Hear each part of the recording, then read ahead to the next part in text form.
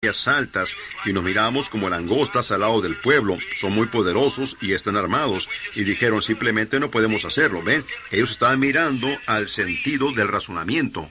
Ustedes no pueden mirar al sentido del razonamiento. Ustedes tienen que mirar a la promesa de Dios. Ahora, Dios ya había enviado a su ángel y el ángel estaba en el campamento moviéndose. Y la revelación de Dios había traído la palabra de Dios manifestada, y ahora ellos ya estaban preparados para entrar a la tierra prometida. Por lo tanto, Josué y Caleb tenían todas las promesas eran para ellos, porque Dios había prometido que Él les iba a dar la tierra a ellos, y entonces ellos esperaron todo este tiempo, y luego después de un tiempo, el Espíritu Santo descendió a Moisés, una columna de fuego se formó encima de ellos, y ellos la siguieron, y ahí estaba ella, allá, delante de la tierra prometida, lista para cruzar. Así que él podía creerlo, porque las promesas de Dios son infalibles. Ellas son la verdad. ¿Cómo piensan ustedes que ha sido, amigos, a través de estos años, de encontrar oposición alrededor del mundo, en 20 y tantas naciones extranjeras, a las cuales el Señor me ha enviado a visitar?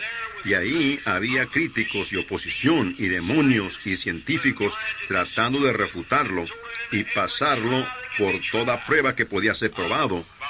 Yo soy, por la gracia de Dios, yo nunca he visto una ocasión en la que yo he temido por un momento. ¿Por qué?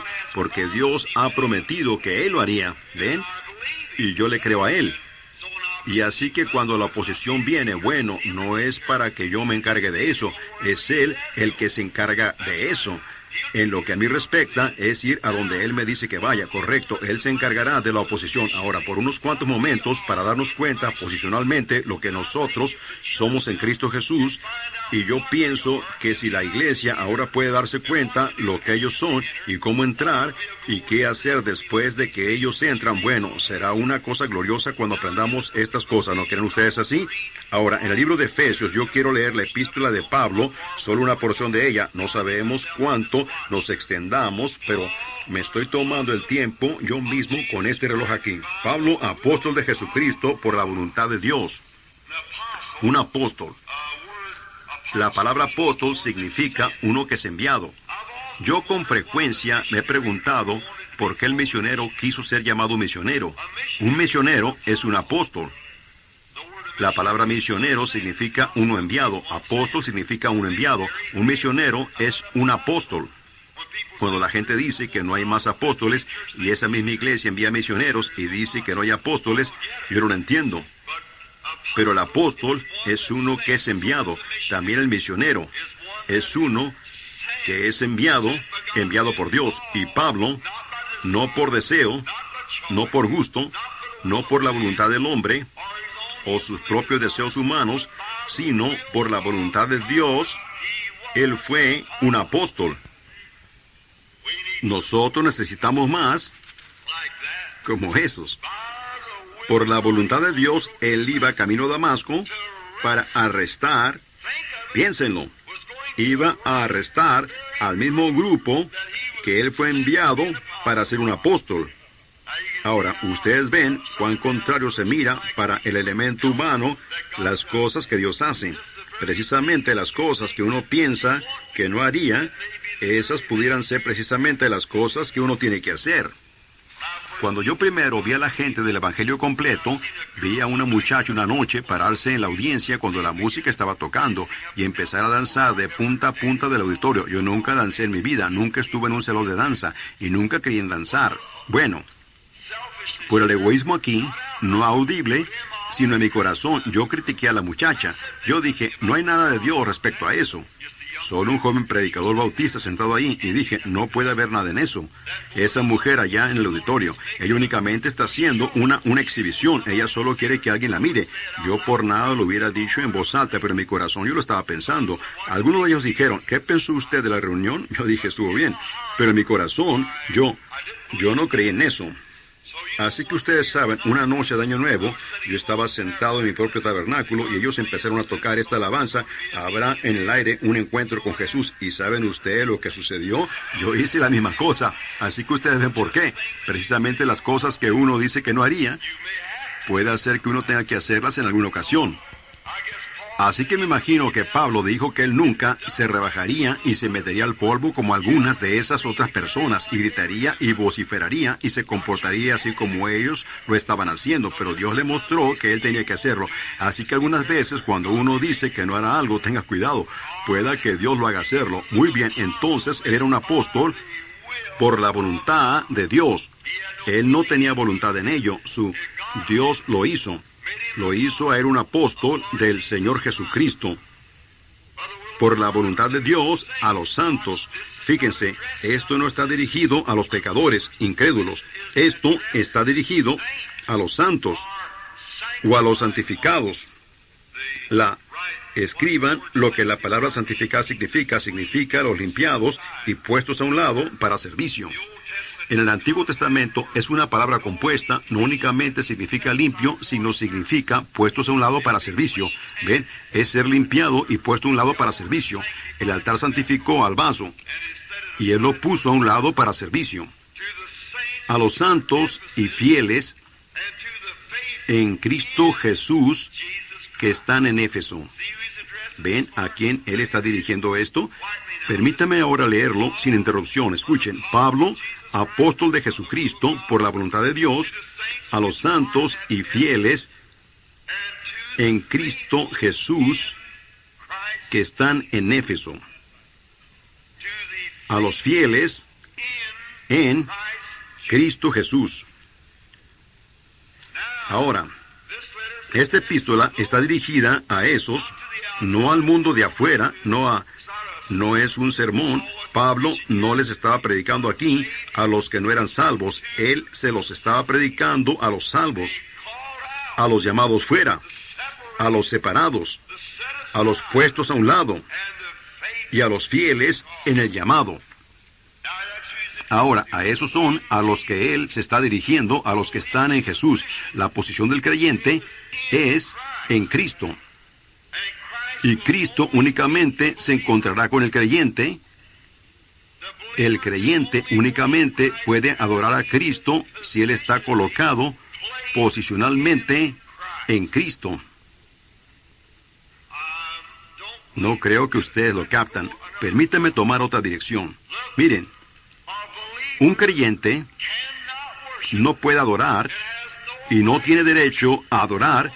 Ningún hombre tiene derecho de adorar al Señor estando fuera del cuerpo del Señor Jesucristo. ¿Sabían ustedes eso? Si tuviéramos tiempo para regresar y tomar las leyes sobre eso, sería hermoso.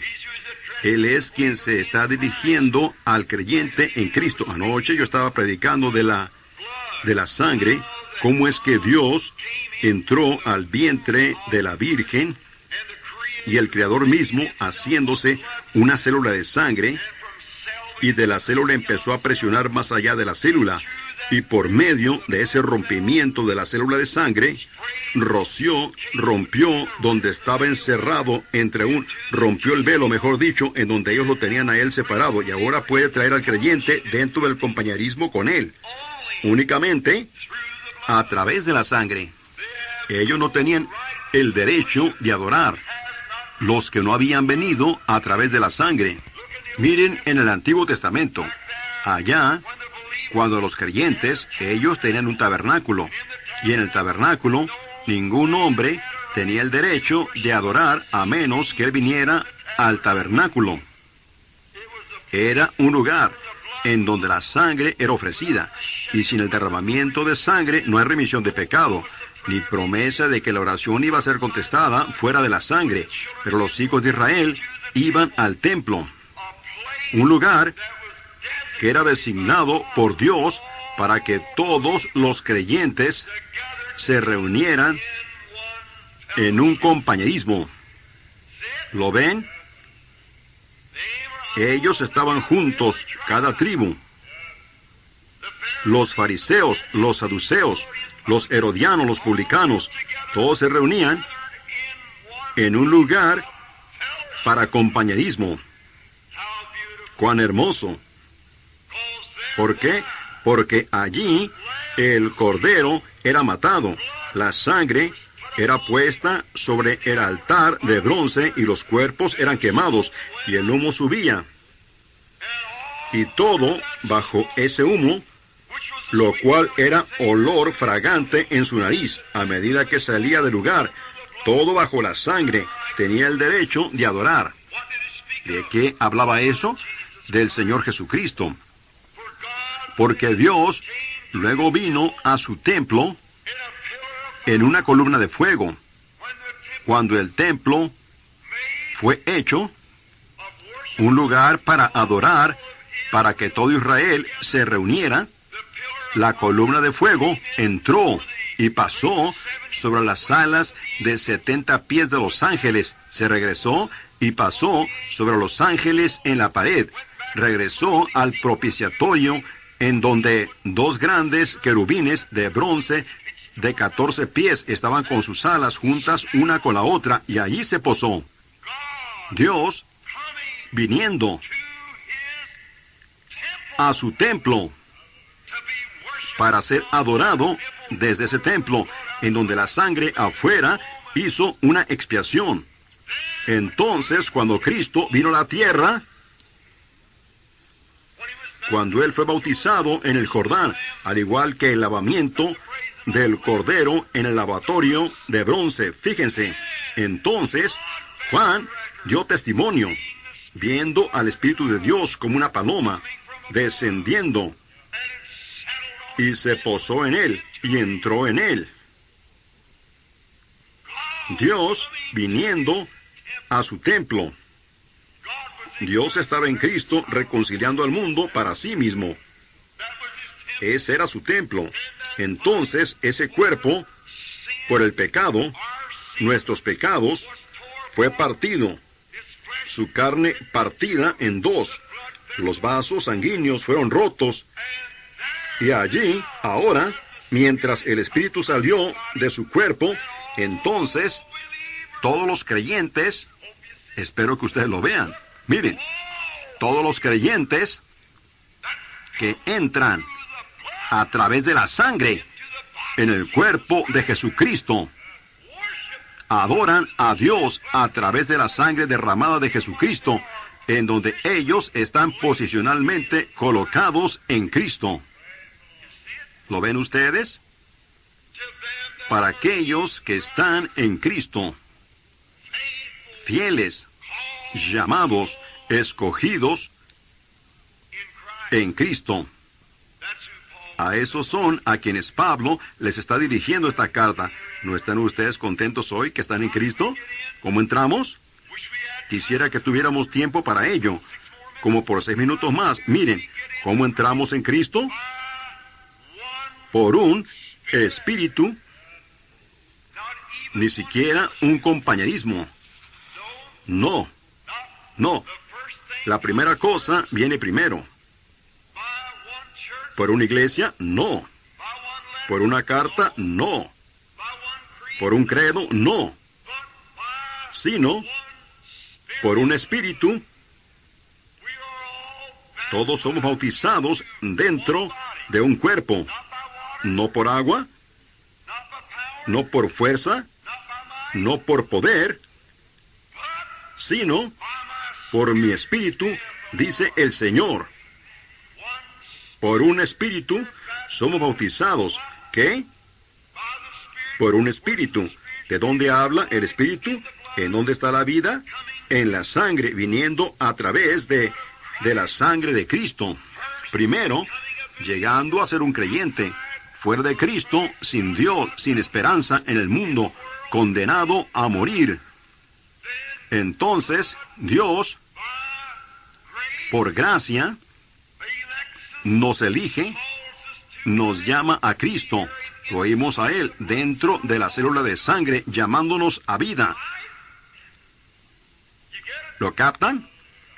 Y entonces, venimos y confesamos nuestros pecados, y somos bautizados para la remisión de nuestros pecados. Entonces tomamos a través de la sangre, hasta que la célula de sangre, venimos a través de la sangre rociada. Entonces somos bautizados por el Espíritu Santo dentro de esta célula de sangre. Y tenemos compañerismo uno con el otro, mientras la sangre de Jesucristo, el Hijo de Dios, nos limpia de toda maldad. Oh, hermanos, allí está. Eso es lo que necesitamos. Primero venir posicionalmente a Cristo, a través de la sangre derramada, y luego estamos posicionalmente sentados en Cristo. Fíjense en esto ahora, el siguiente versículo. Primero, antes que lo dejemos, fíjense, todo el Antiguo Testamento es una sombra del Nuevo. Ningún creyente tenía el derecho de ofrecer sacrificio de adoración fuera del templo. En el templo es en donde estaba la sangre. Dios lo prohibió. Él dijo, no lo hagan. Vengan al templo para compañerismo. Nosotros no tenemos el derecho de ir afuera y empezar credos y denominaciones, destruir personas y separarlas. Debemos de entrar en un compañerismo glorioso por el lavamiento del agua, por la palabra, dentro del cuerpo de Cristo a través de la sangre. Y nosotros llegamos a ser hijos de Dios, comprados con sangre. Entonces yo no tengo el derecho de decir, porque usted es un metodista, usted no es mi hermano, y usted es un bautista, usted no es mi hermano, o si usted es pentecostal, usted no es mi hermano. Todos hemos sido hechos partícipes de este compañerismo después de que hemos venido a través de la sangre. Entonces nos sentamos juntos. ¿En qué clase de lugares? Lugares celestiales, como en Cristo Jesús. Lugares celestiales, lugares celestiales. Cuando usted está fuera de Cristo, usted no entiende los lugares celestiales. Cuando está allá afuera, usted mira y dice, oh, ese montón de fanáticos, ellos no saben de lo que están hablando. La razón que usted no sabe es porque usted nunca ha sido participante del compañerismo de sus sufrimientos. Usted nunca puso sus manos sobre su cabeza bendita y sagrada y sintió los dolores del Calvario por sus pecados. Usted nunca supo lo que eso era. Amigo, compañero, usted no sabe lo que eso significa hasta que suba al Calvario y vea tal precio que fue pagado por usted.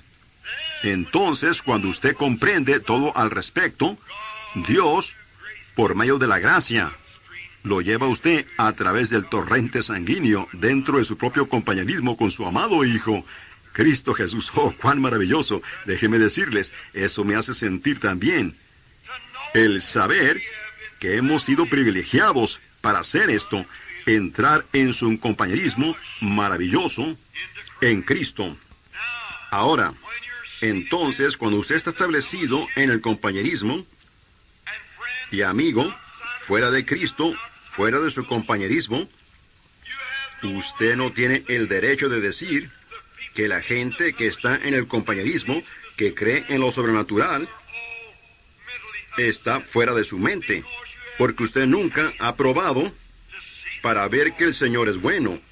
Usted nunca ha venido a través de esto para entrar en este compañerismo. O usted pudiera creer, usted pudiera aceptarlo, usted pudiera decir, sí, yo creo que la Biblia está correcta, yo también voy a la iglesia, pero ha muerto a usted mismo y nacido otra vez,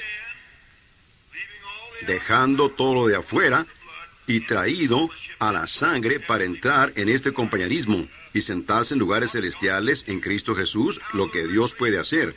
Cómo la revelación de Dios puede moverse a través de la audiencia de esa manera cuando todos nosotros hemos sido participantes de este mismo compañerismo, ¿ven? Y ahora, esos son a los que Pablo les está dirigiendo esta epístola. Y solo por un minuto o dos más, Pablo les está dirigiendo esta epístola a aquellos que están en Cristo Jesús. ¿Ven ustedes? Y a los fieles que están dentro. ¿Ven cómo entramos? Ninguno afuera tiene el derecho a entrar. Ninguno sin venir a través de la sangre puede estar adentro. Oh, él dice, yo vine a través de la sangre. Y él está sentado allí mismo diciendo, yo no entiendo estas cosas. Seguramente que no. Él está pretendiendo que vino a través de la sangre.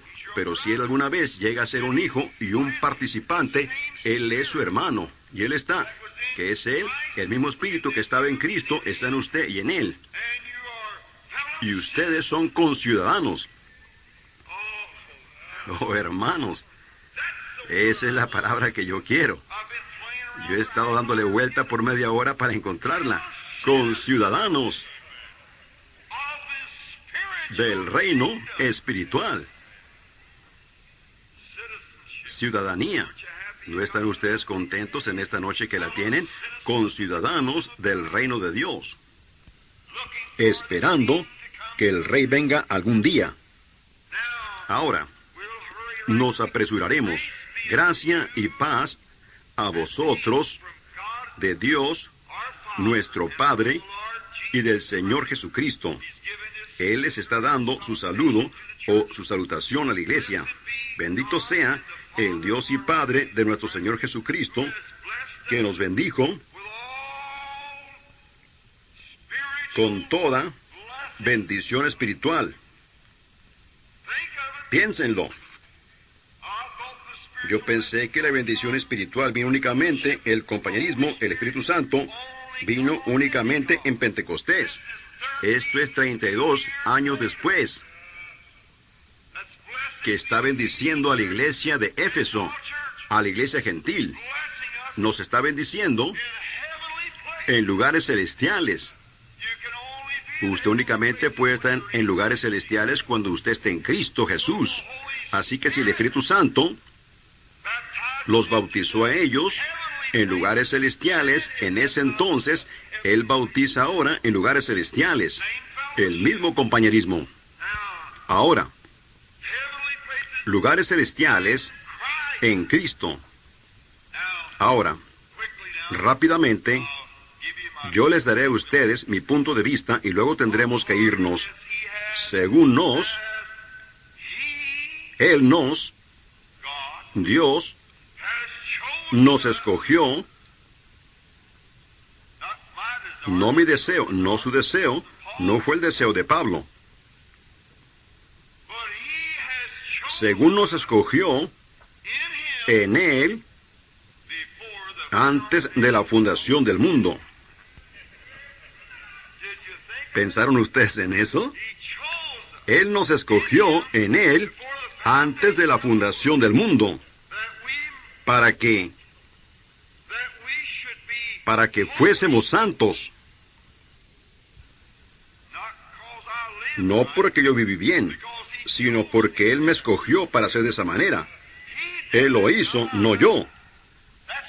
Esa es la razón que usted es santo esta tarde, no porque usted lo merece, sino porque Él lo escogió a usted para ser de esa manera. ¿Cuándo? Antes de la fundación del mundo. Santos y sin mancha. Delante de Él en amor. ¿Cómo pudiéramos hacerlo? Tenía que haber una obra maestra para hacer eso. Y ese fue Cristo Jesús. Escuchen. Ustedes no lo recuerdan, ni tampoco yo. Pero nosotros estábamos antes de la fundación del mundo. Cuando Dios hizo al hombre, dijo, hagamos al hombre a nuestra imagen, démosle a ellos, plural, hagamos al hombre a nuestra imagen, hombre espíritu, y démosle a ellos dominio sobre los peces del mar y del ganado y demás. Génesis 1. Dios diciendo eso, hagamos al hombre. Ahora, allá, antes de la fundación del mundo, Dios lo escogió a usted en Cristo Jesús para parecer santo al fin del tiempo, todo el trayecto desde la fundación del mundo. ¿Lo ve usted?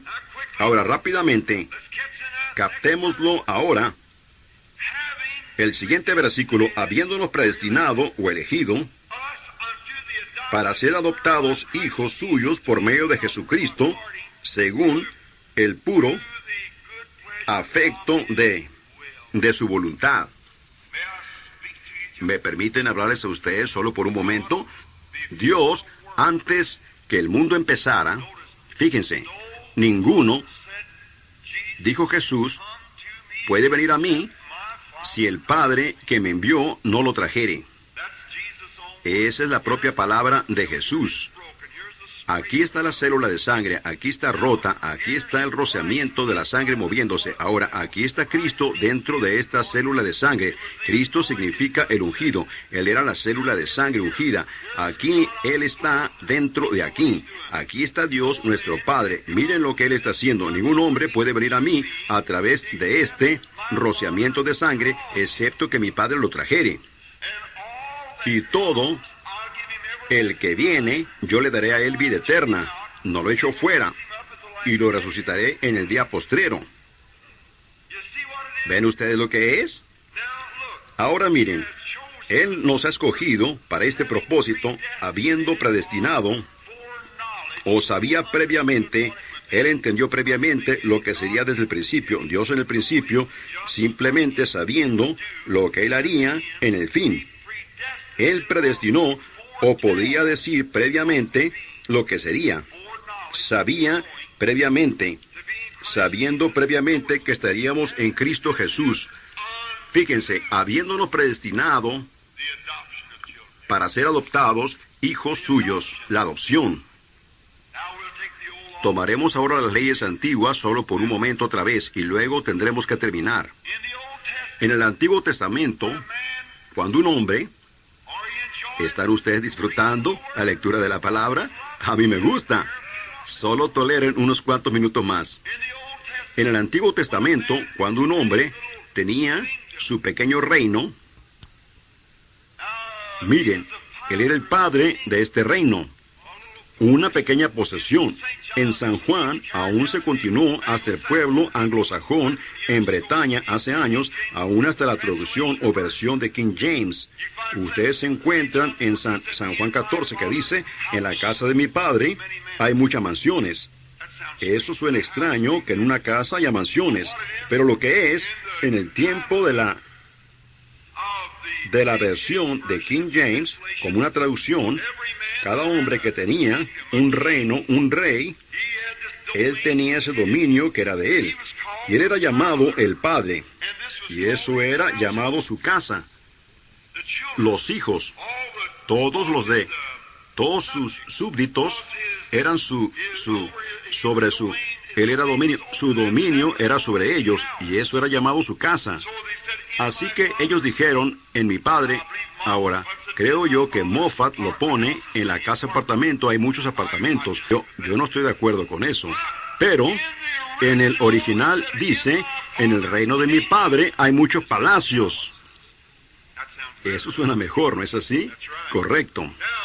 Ahora, cuando un hombre, en el Antiguo Testamento, un hombre judío, en Palestina, de donde ellos eran ya sea que él fuera, o de la tribu de José, o de Efraín, o de la que él fuera, él tenía sus propias tierras destinadas que le pertenecían a él. La historia hermosa de Ruth, cuando regresó con Noemí, cuando Noemí había perdido toda su herencia, y Boaz la redimió. Creo que yo prediqué sobre eso la última vez que estuve aquí. Un cuadro hermoso. Ese fue su pequeño dominio, como su pequeño reino, su posesión. Era traspasado. Uno le seguía al otro. Ahora, cuando un padre se casaba y cuando este muchacho, heredaba lo que su padre tenía, sus hijos nacían. Ahora, cuando ese muchacho nacía en este pequeño, nosotros le llamamos acres pequeños o una granja pequeña. Cuando él nacía allí, el padre tenía siervos todo alrededor, pero el hijo era criado bajo un tutor o maestro o instructor. Gálatas, el capítulo 4, versículos del 1 al 5, da un cuadro hermoso de ello. Cómo estábamos bajo tutores por tanto tiempo. Pero ahora, cuando este hijo nacía, él llegaba a ser un hijo, en el mismo momento que él nacía en la familia. ¿Lo captan ustedes? Ahora, entonces había un tutor sobre ese muchacho para educarlo y criarlo. Bueno, él no era más que un siervo, dice la epístola a los Gálatas, hasta que él llegaba a una edad, un tiempo limitado que era establecido. Y este tutor siempre le llevaba el reporte al padre. Tu hijo está progresando bien, o lo que fuera. Y ahora, ahí es en donde yo no estoy contradiciendo, mi hermano querido, pero miren, tómenlo como de alguien quien los ama. Ahí es donde los pentecostales fallaron en ver esto. ¿Ven? Si el Espíritu Santo quizás no queriendo darlo entonces, miren, cuando ustedes nacieron otra vez del Espíritu Santo, ustedes dijeron, esto es, hermano, si era, ustedes eran hijos. Ustedes eran hijos sin lugar a duda. Ustedes nacieron en la familia.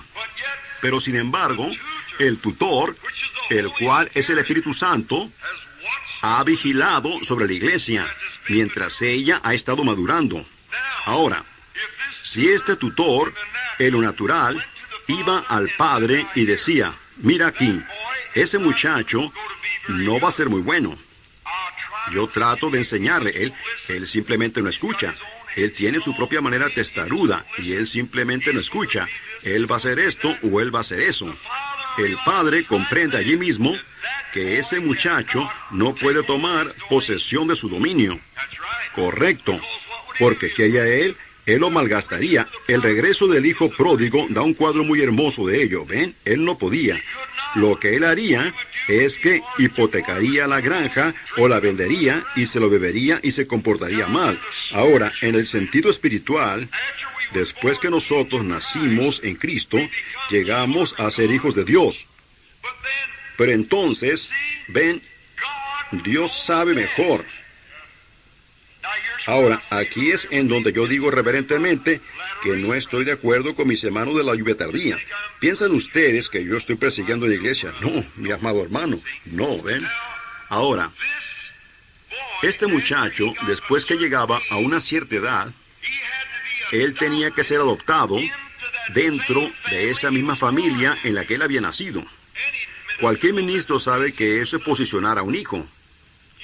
Él tenía que ser adoptado dentro de la familia en la que él había nacido. ¿Pudieran ustedes imaginarse eso? Pero esa es la enseñanza del Antiguo Testamento. Pablo se está refiriendo a ello aquí en Efesios, en la iglesia de Éfeso.